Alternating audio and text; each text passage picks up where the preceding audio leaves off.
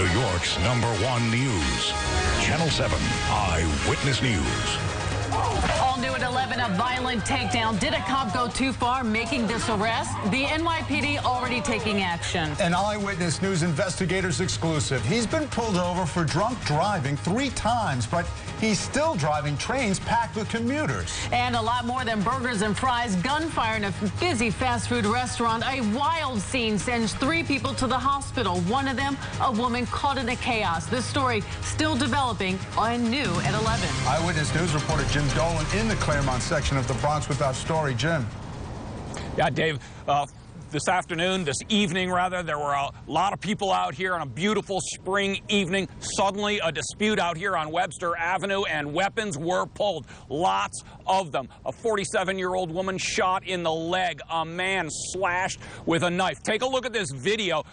One of the stray bullets went through the McDonald's. The glass shattered and hit a customer in the face. That person hospitalized as well. So many people out here on the street, and suddenly they had to scatter. We just heard about 6 or 7 shots, and then everybody just started running, and everybody was running towards like Webster Avenue, and there was a lady that had got shot in the leg.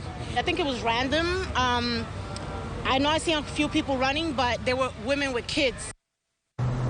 A lot of women, a lot of families with children. Right over here is Claremont Park, a beautiful spring evening. So many people out here when this happened, and they heard the gunshots, of course, and had to run. One person is in custody, but police still looking for others involved in this incident. Reporting live from the Claremont section of the Bronx, Jim Dolan, Channel 7 Eyewitness News. Thanks, Jim. Also new at 11, the NYPD looking for information about a bizarre display discovered on the Upper East Side. The Hate Crimes Unit wants to know who hung a sign in the neighborhood where the ambassador for Yemen lives. Now, that sign said Muslims must wear identity jackets at all times, and along with it was a yellow jacket. Police have canvassed the area with flyers. New details now. A man is expected to be arraigned tomorrow on charges he shot and killed his 17-year-old friend in the Bronx. Our cameras were there as police took Stephon Lewis into custody today. Police say Lewis and his friend Akeem Davis were play fighting at an apartment in Allerton last night when Lewis picked up a gun and fired it. Now, right now, police are looking for the man they say used this dolly to drag a body down a street in Staten Island like it was a piece of furniture. Investigators say Anthony Lopez killed his 26-year-old wife and then went searching for a place to dump her body when he was confronted by an NYPD detective. Police say Lopez took off, and they have not found him yet.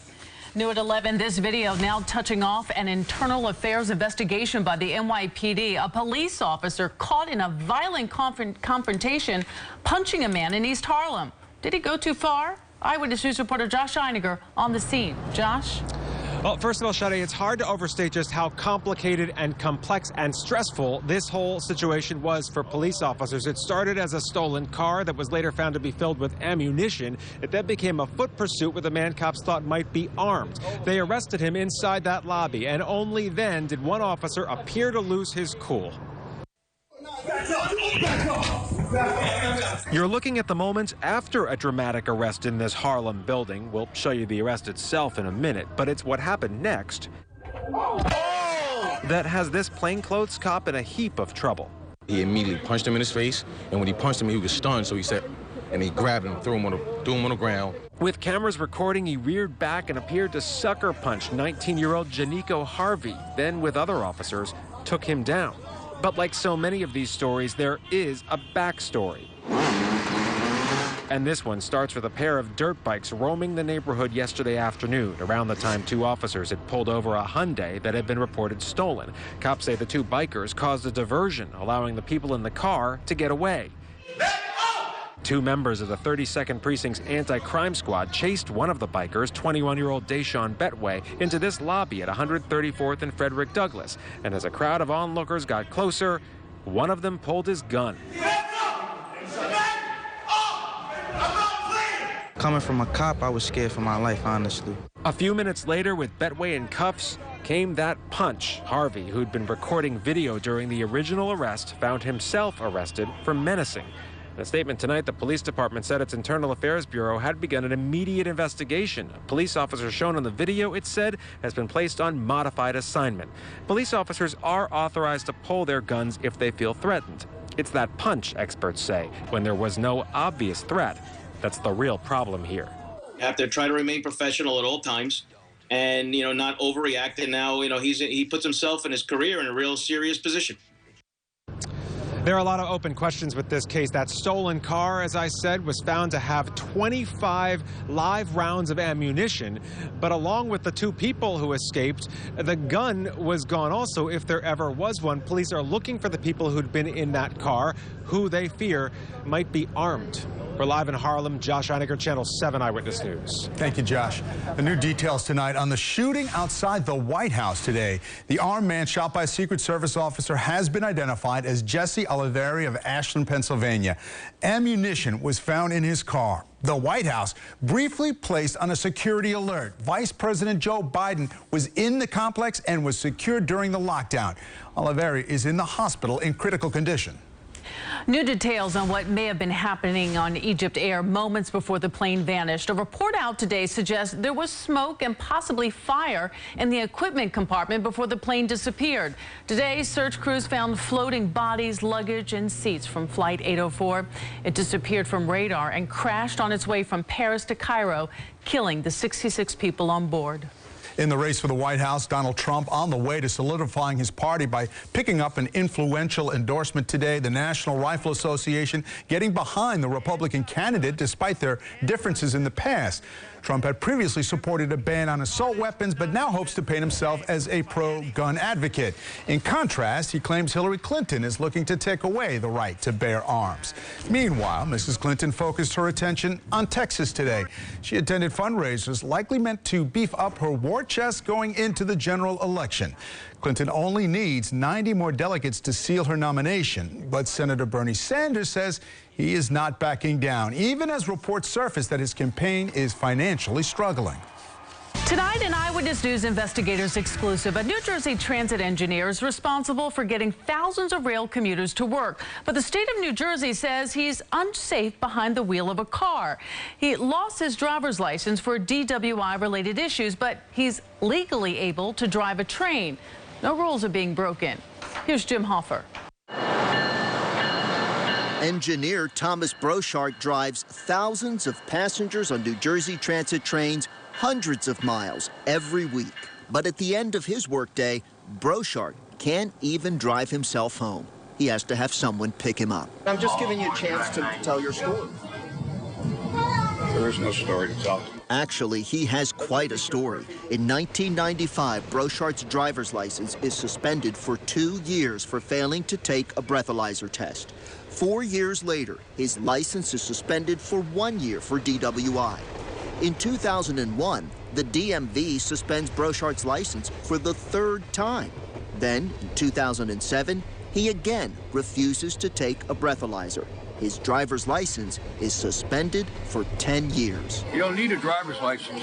That one has nothing to do with the other. And he's right. Federal regulations do not require a motor vehicle driver's license to operate a locomotive. A New Jersey Transit spokesperson says, quote, the engineer is certified to operate locomotives according to federal law. It's a cop-out. It's really a non-response by New Jersey Transit if they're saying, well, under the law, he's allowed to drive. This mass transit accident attorney says weak federal rail laws should never trump safety. What he has shown here is a pattern, a long-standing pattern. He has not learned his lesson, and that's scary. It's scary to have somebody like that driving a train. Some train passengers agree. It does concern me. Sure it does. Sure, it says he's irresponsible. Would it surprise you to know that it's perfectly legal? It's a loophole?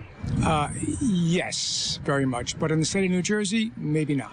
Legal, but a dangerous loophole that allows this engineer and who knows how many others to drive powerful trains even when deemed unsafe to drive a car. Ironically, he equated the two when we approached him, posing as a train buff. It's like anything else. Once you get it, it's like, driving your car. And like driving a car, a little road rage or rail rage from engineer Brochart, who gave us an obscene gesture when our chopper spotted him behind the controls. We wanted to know if Brochard had ever been suspended by New Jersey Transit, but they wouldn't tell us. We also wanted to know how many other engineers without driver's license are at the controls of New Jersey Transit trains. No response to that either. Jim Hoffer, Channel 7, Eyewitness News. The notorious drug lord El Chapo set to be calm tonight despite Mexico government taking an important step to have him extradited to the United States. Mexico's Foreign Relations Department ruled the extradition process for Joaquin Guzman can go forward. The process can still be appealed, and Guzman's lawyers have said they will do just that. Guzman's lawyers say they plan to take it all the way to Mexico's Supreme Court. A nice day today, but changes are on the way for tomorrow. Meteorologist Lee Goldberg is here with a look at our wake-up forecast. Lee? Yeah, no doubt. Diamond in the rough, Sade, and you can already see the changes. Really nice sunset to end the work week, but the high clouds rolling in. That's a sign of the approaching storm system. Right now, we're seeing temperatures that topped off in the mid-70s. Another day above average this weekend, surely below average, though. Beautiful night, 64 degrees, partly cloudy skies, a westerly wind at 3. There's the rain off to the west, but it won't be here first thing. If you're headed out the door early, it's sunshine, an increase in clouds, thickening clouds, 59. Tomorrow's not a washout. We'll have the timing on the rain and eventually some 80-degree temperatures in the 7-day AccuWeather forecast. Your forecast is just 5 minutes away. Thank you, Lee. New at 11. Scratched, bruised, and shaken. Disturbing allegations of abuse at a local school. One mother tells us what she says happened to her son. And a blimp makes an emergency landing. See the wild scene that played out tonight. Monday at 5. Who couldn't use some extra cash right now? 7 on Your Side reveals how we made $130 in just a few minutes and saved almost $500 in 6 months with the help of an app. Plus a breakdown of the best rewards, how to put $1,500 in your pocket. Monday at 5 on Eyewitness News. What famous American has covered